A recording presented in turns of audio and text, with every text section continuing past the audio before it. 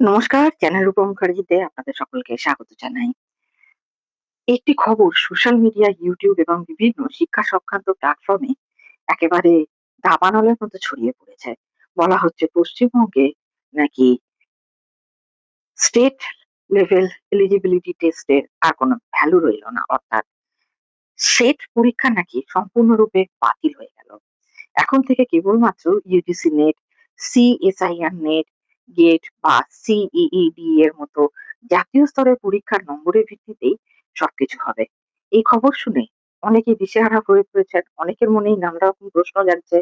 তাহলে কি সেটের আর কোনো গুরুত্ব থাকবে না? যারা নেট দেয়নি তারা কি আর পিএইচডি করতে পারবে না? বিশ্ববিদ্যালয়গুলি কি নিজেরা পরীক্ষা নেবে না? অ্যাসিস্ট্যান্ট প্রফেসর হওয়ার নিয়মেও কি তাহলে পরিবর্তন এসে যাচ্ছে? আজকের ভিডিওতে আমরা কোনো গুজব নয় বরং উপলব্ধ সরকারের সিদ্ধান্ত, ইউজিসির বিদ্যমান নিয়ম এবং সাম্প্রতিক যে ঘটনাগুলি ঘটেছে এবং যে প্রতিবেদনগুলি আমাদের সামনে এসেছে সেটার ভিত্তিতে এই বিষয়টি সহজ ভাষায় বিশ্লেষণ করব। সেট কি তাহলে শেষ হয়ে গেল? যারা শুধু সেট পাস করেছেন তাদের ভবিষ্যৎ কি? নেট না থাকলে কি আর পিএইচডি হবে না? এতদিন পশ্চিমবঙ্গে বিভিন্ন বিশ্ববিদ্যালয় নিজেদের মতো করে পিএইচডি এন্ট্রান্স টেস্ট নিত। ধরুন, আপনি যদি কলকাতা বিশ্ববিদ্যালয়ে পিএইচডি করতে চান সেখানে আলাদা পরীক্ষা, কল্যাণী বিশ্ববিদ্যালয়ে আবেদন করলে আবার অন্য পরীক্ষা, বর্ধমান বিশ্ববিদ্যালয়, বিদ্যাসাগর বিশ্ববিদ্যালয়, উত্তরবঙ্গ বিশ্ববিদ্যালয় প্রত্যেকের আলাদা আলাদা নিয়ম, আলাদা আলাদা পরীক্ষা, আলাদা ইন্টারভিউ। একজন ছাত্রকে অনেক সময় ৫-৬টি বিশ্ববিদ্যালয়ের জন্য আলাদা আলাদা ফর্ম পূরণ করতে হতো, আলাদা ফি দিতে হতো, আলাদা শহরে গিয়ে পরীক্ষা দিতে হতো। ফলে সময়, অর্থ এবং পরিশ্রম সবই অনেক বেশি লাগতো।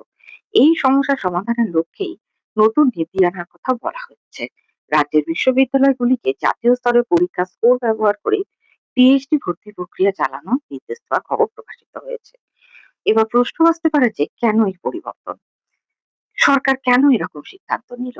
এর পিছনে কয়েকটি গুরুত্বপূর্ণ কারণ রয়েছে। প্রথম কারণ, একটি ইউনিফর্ম অ্যাডমিশন সিস্টেম তৈরি করা, যাতে সমস্ত বিশ্ববিদ্যালয়ে একই ধরনের মানদণ্ডে ছাত্র নির্বাচন করা যায়। দ্বিতীয় কারণ, একাধিক এন্ট্রান্স এক্সামে ঝামেলা কমানো। একবার যদি জাতীয় স্তরে পরীক্ষায় ভালো ফল করেন তাহলে বারবার এন্ট্রান্স দিতে হবে না। তৃতীয় কারণ, ইউজিসি বহুদিন ধরেই গবেষণার ক্ষেত্রে একটি স্ট্যান্ডার্ড অ্যাডমিশন প্রসেসের উপর গুরুত্ব দিয়ে আসছে। ২০২২ সালের ইউজিসি পিএইচডি রেগুলেশনেও নেট স্কোর ও সাক্ষাৎকারের সমন্বয়ে ভর্তি করার ব্যবস্থা উল্লেখ করা হয়েছে। এবার আসি সবচেয়ে গুরুত্বপূর্ণ প্রশ্নে। UGC NET, CSIR NET, GATE এবং সিইইডি এর ভূমিকা কি হবে? এই ৪টি পরীক্ষার নাম বারবার কেন বলা হচ্ছে? এর কারণ হলো এগুলি জাতীয় স্তরের পরীক্ষা। এগুলির মাধ্যমে একজন প্রার্থীর বিষয় জ্ঞান, গবেষণার সম্ভাবনা এবং একাডেমিক দক্ষতা মূল্যায়ন করা হয়।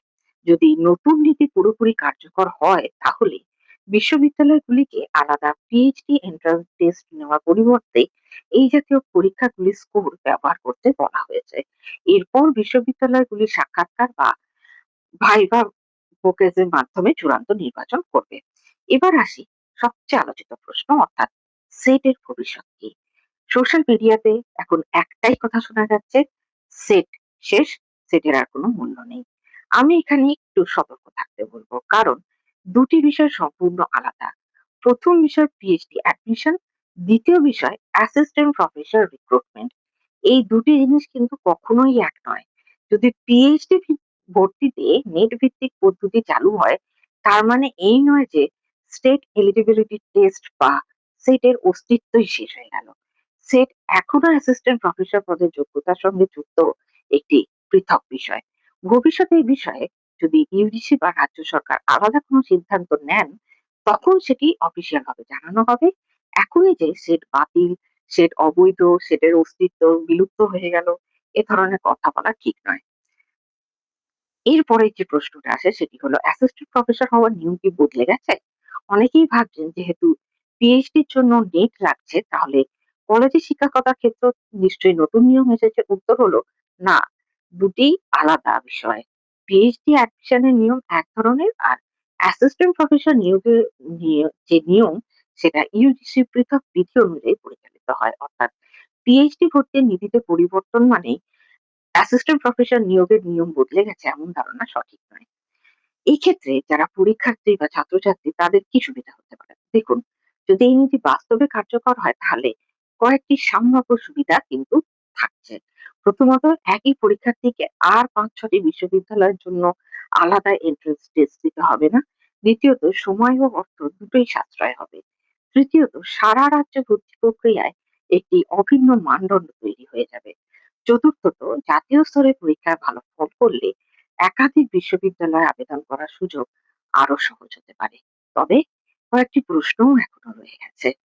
যদিও সিদ্ধান্তের খবর প্রকাশিত হয়েছে, তবুও কিছু বিষয়ে বিস্তারিত বাস্তবায়ন সংক্রান্ত নির্দেশিকা এখনো পরিষ্কার নয়। যেমন, ইন্টারভিউ এর ওয়েটেজ কিভাবে হবে, মেরিট লিস্টের চূড়ান্ত পদ্ধতি কি হবে, সব বিশ্ববিদ্যালয় একই সময় থেকে এই নিয়ম কার্যকর করবে কিনা, এই বিষয়গুলির উত্তর বিশ্ববিদ্যালয় ভিত্তিক বিজ্ঞপ্তি বা পরবর্তী সরকারি নির্দেশিকায় আরো স্পষ্ট হবে।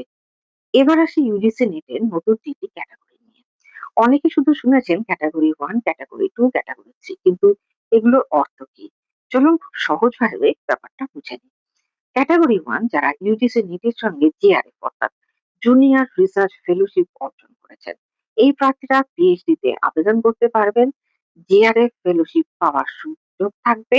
অ্যাসিস্ট্যান্ট প্রফেসর পদেও আবেদন করতে পারবেন। অর্থাৎ এটি সবচেয়ে বিস্তৃত যোগ্যতার বিভাগ। ক্যাটাগরি 2 এই বিভাগে যারা নেট কোয়ালিফাইড কিন্তু জেআরএফ পাননি, তারা পিএইচডি অ্যাডমিশনের জন্য যোগ্য। অ্যাসিস্ট্যান্ট প্রফেসর পদেও আবেদন করতে পারবেন। অর্থাৎ জেআরএফ না থাকলেও গবেষণা ও শিক্ষকতার সুযোগ থাকে। ক্যাটাগরি 3 এটি তুলনামূলকভাবে নতুন বিভাগ। এই বিভাগের প্রার্থীরা পিএইচডি অ্যাডমিশনের জন্য যোগ্য, কিন্তু অ্যাসিস্ট্যান্ট প্রফেসর পদের যোগ্যতা এর মাধ্যমে আসে না। তাই অনেকেই ভুল করে ভাবছেন ক্যাটাগরি 3 মানে নেট ফেল। আসলে কিন্তু তা নয়। এটি নেটের একটি স্বীকৃত ফলাফলের ধরন, যার উদ্দেশ্য মূলত পিএইচডি তে ভর্তি। এবার আসি 70:30 ওয়েটেজের কথায়। অনেকেই ভাবছেন নেট পাস করলে কি সরাসরি পিএইচডি তে ভর্তি হয়ে যাব? উত্তর হলো না। বর্তমান ইউজিসি নির্দেশিকা অনুযায়ী ক্যাটাগরি 2 এবং ক্যাটাগরি 3 প্রার্থীদের ক্ষেত্রে সাধারণভাবে 70% গুরুত্ব দেওয়া হয় নেট স্কোরকে, 30% গুরুত্ব দেওয়া হয় ইন্টারভিউ। অর্থাৎ শুধু নেট স্কোর ভালো হলেই হবে না, ইন্টারভিউতেও ভালো করতে হবে। চূড়ান্ত মেরিট লিস্ট এই দুইয়ের সমন্বয়ে তৈরি হয়। ইন্টারভিউতে কি কি দেখা হতে পারে?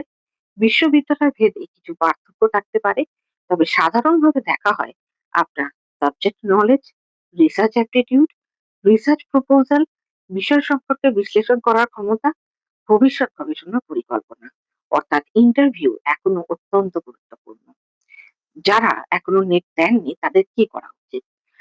দেখুন, আমি যে কথাটা এবার বলতে চাইছি এটা কিন্তু একেবারেই আমার ব্যক্তিগত পরামর্শ। যদি আপনার লক্ষ্য পিএইচডি হয় তাহলে এখন থেকে ইউজিসি নেটকে গুরুত্ব দিন। কারণ জাতীয় স্তরে পরীক্ষার গুরুত্ব ধীরে ধীরে বেড়ে যাচ্ছে। আজ শুধু পশ্চিমবঙ্গ নয়, দেশের বহু বিশ্ববিদ্যালয়েও ইউজিসি নির্দেশিকা অনুসরণ করে নেট স্কোর ভিত্তিক ভর্তি পদ্ধতি গ্রহণ হচ্ছে। যারা ইতিমধ্যে সেট পাস করেছেন তারা কি হতাশ হবেন? একেবারেই না। কারণ আবারও বলছি, সেট এবং পিএইচডি অ্যাডমিশন দুটি আলাদা বিষয়। সেট থাকলে আপনার অ্যাসিস্ট্যান্ট প্রফেসরের যোগ্যতা সম্পর্কিত সুযোগ বজায় থাকতে পারে, আর পিএইচডির ক্ষেত্রে যে নিয়ম প্রযোজ্য হবে তা সংশ্লিষ্ট বিশ্ববিদ্যালয় ও বর্তমান ইউজিসি নীতির ভিত্তিতে নির্ধারিত হবে। তাই শুধুমাত্র সোশ্যাল মিডিয়ার একটি পোস্ট দেখে সিদ্ধান্তে পৌঁছে যাবেন না। এই পরিবর্তনের ফলে ছাত্রছাত্রীদের কি করা উচিত, এটা অন্যতম একটি উল্লেখযোগ্য ও গুরুত্বপূর্ণ প্রশ্ন। প্রথম কথা, আতঙ্কিত হবার কোনো কারণ নেই। অনেকেই ভাবছেন যে আমার তো শুধু সেট আছে, আমার সবকিছু শেষ হয়ে গেল। আবার কেউ ভাবছেন আমি নেটের প্রস্তুতি শুরুই করিনি। এভাবে ভাবলে হবে না। পরিস্থিতি বদলাচ্ছে মানেই আমাদের প্রস্তুতির ধরনও একটু বদলাতে হবে। আপনারা নিজেরাই কমেন্টস করে বলুন না যে আপনাদের কোন পেপারে কোন পোরশনটায় একটু বেশি ফোকাস দরকার বা আপনাদের হেল্প লাগবে।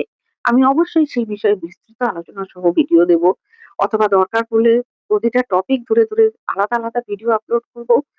অবশ্যই আপনারা আপনাদের মতামত জানান কমেন্টস এর মাধ্যমে যে কোন পেপারের কোন পোরশনের কোন টপিকটায় আপনাদের হেল্পের দরকার। আমি আছি আপনাদের সঙ্গে, দুশ্চিন্তা করবেন না। যদি আপনি এখনো মাস্টার্স করছেন তাহলে এখন থেকেই একটি বিষয় মাথায় রাখুন।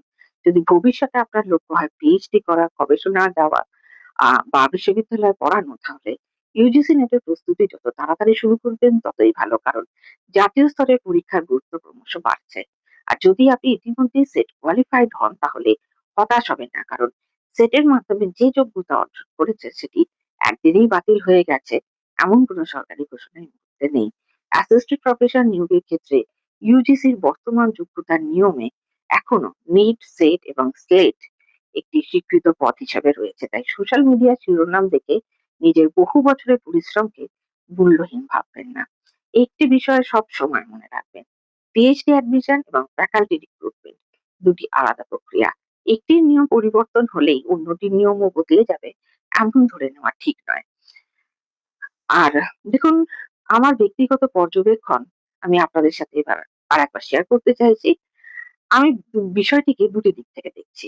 একদিকে একাধিক বিশ্ববিদ্যালয়ে আলাদা এন্ট্রান্স টেস্টের ঝামেলা কমতে শুরু করবে।